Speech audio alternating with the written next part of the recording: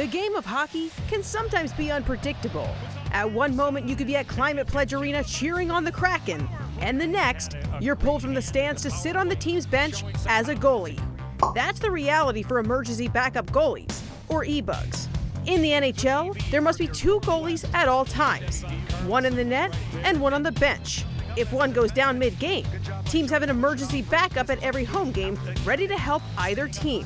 Shawn Schneider is one of the goalies ready to answer the call for the Kraken. My story is kind of unique in this regard because I was living in Buffalo and I was sitting at the table eating dinner with my parents on a random Saturday night, and I get a call from the Buffalo Sabres, and they asked, "Hey, are you available to be the emergency backup goalie?" And I'm like, "Am I available to be the emergency backup goalie?"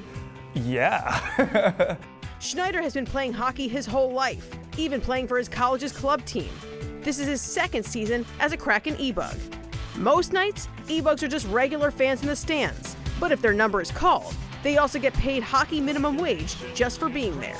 So it's getting paid to watch hockey, and then worst comes to worst, you have to go and play in the game, which is really best comes to best. Hopefully your goalies aren't getting hurt. While the likelihood of an ebug having to suit up and get into the game is extremely low, it can be a little nerve-wracking knowing you could be called up at any moment. I think the odds of going in are so low, I'm not really too worried about it. But then a play will happen and the goalie will stay down on the ice, and I'm like, oh, is it happening? Is it happening? And then they get up and I'm like, oh. Ebugs are unique to the NHL. There's no other sport or league that has anything similar. A lot of people don't know that it's a thing. When you try to explain it to them, it doesn't sound real.